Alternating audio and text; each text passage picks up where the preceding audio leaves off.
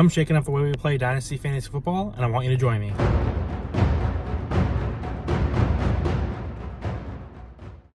All right, Dynasty Mountain. That's what I'm going to be calling this new Dynasty format. That's got a lot of unique features. At the core of it, it's fantasy football. You're setting a lineup. You're trying to win a championship.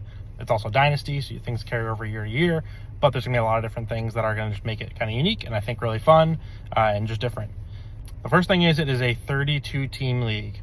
There's going to be 4 different divisions. Going on the mountain theme, it's going to be the Summit at the top, Ascension 1, Ascension 2, and then the Valley at the bottom. And so the way it's going to work is it is based on promotion and relegation, just like in a lot of soccer leagues, where we're going to have some of the top teams from the bottom 3 divisions move up every year to the next division, and some of the bottom teams in the top 3 divisions move down a division. So every year it's going to shake up a little bit who's in what division, and in a way just kind of even things out. So in general, the better teams are going to kind of be at the top, the worst teams at the bottom, and the worst teams are going to have to kind of build their way to the top.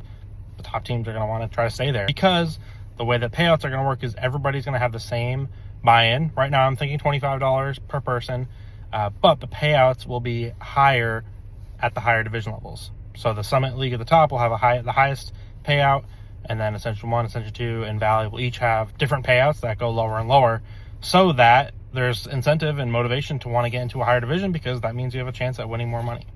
The regular season will be 14 weeks, 8 teams in each division, so it works out that you just play every team in your division twice. We'll also do points against the median, so essentially you have like 28 opportunities to get a win throughout the regular season. When it comes time for the playoffs, the top 4 teams will make the playoffs. Bottom 4 will be in the consolation bracket. For the top 4 teams, they play that first round. Well, for both, they play the first round week 15, and then week 16 is the championship.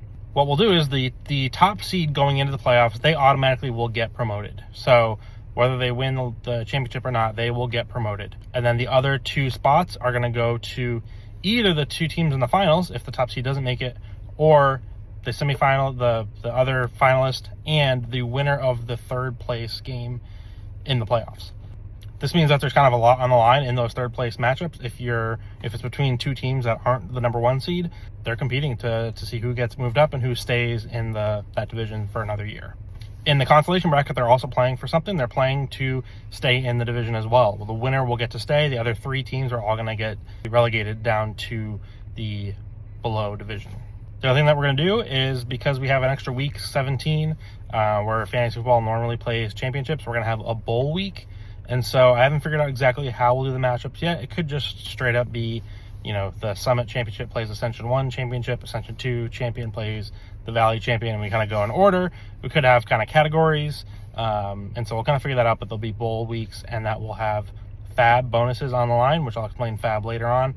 But that way there's something that everybody has to play for, and just kind of be different, and a fun way to kind of end the season.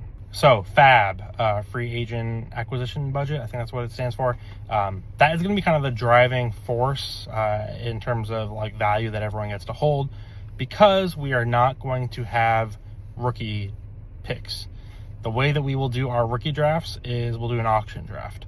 And because Sleeper doesn't have auction drafts for rookies, at least I don't think they do at the moment, what we'll do is we'll essentially treat it like free agency, like regular waivers, but we'll have kind of a dedicated time period in like June, July, where every day there's one rookie that's kind of up for a bid, and everyone can throw in a bid for that rookie using their fab, and winner gets it. And so there's no rookie picks, but you'll use your fab to bid on rookies come that time.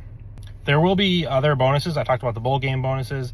There will be a bonus kind of based on max points for, similar to how a lot of leagues award the top rookie picks, the rookie order. We'll do it based on max points for and go by division. So that essentially means the bottom team in the Valley that had the least max points for, essentially meaning they have kind of the weakest team in the whole 32-team league. They will get the biggest bonus fab before, leading up to the rookie draft, and then it kind of just goes tiers up from there. And so the winner of the Summit League, they actually get a $0 bonus. They don't get anything because they've probably got the best team in the league at the moment. So there are ways to earn fab. It can be used obviously in trades. You can trade players and get fab, which would be another way to kind of keep things moving and make more trades happen. I think it'll be a little bit easier than with picks. Sometimes it's hard to value how much is this first or second or third worth, whereas the fab dollars, it can be kind of translated into other things more easily. Other thing that will make this unique is we were going to do a loan system. The way this will work is you are allowed to loan or acquire via loan players from another team for the remainder of the season at whatever point you loan them out from. It'd be a cool way to just get players. You don't have to trade. Obviously, you could trade for more. You could have said straight up, I'll trade you for them for 50 fab or something like that. But instead, maybe you say, all right, instead we'll do a loan and it's only going to be 33 at the end of the season. The team that had that loaned Travion out, they get him back, and they got the fab that they can use in the rookie draft or for future trades or for just regular waivers. The rosters will be small because it's 32 teams. We're going to have a 5-man starting lineup. It'll be a super flex spot, so you can play a quarterback, but you don't have to. 1 running back slot, 1 wide receiver slot, and 2 flex slots. So no tight end spot. You'll also have 5 on your bench, 2 taxi squad spots where you can put a rookie or a second-year player, and you'll have 2 IR spots as well.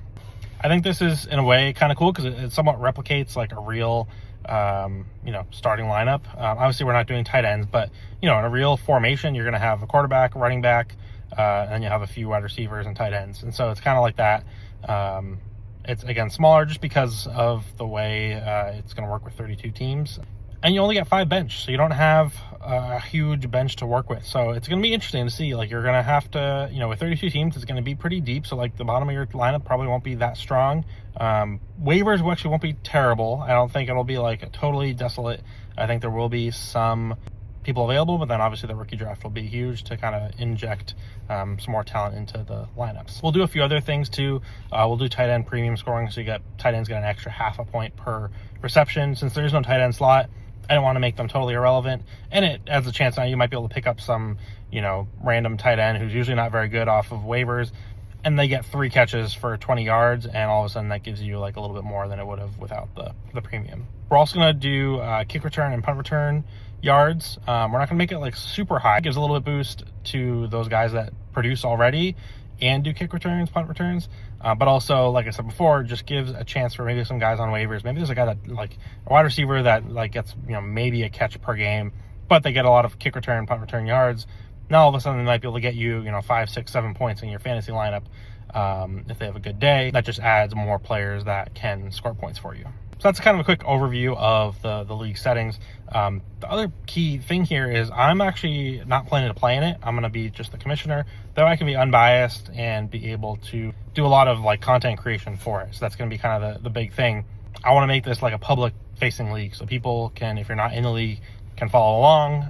We'll publicize the standings and scores and teams and give kind of profiles on all the owners.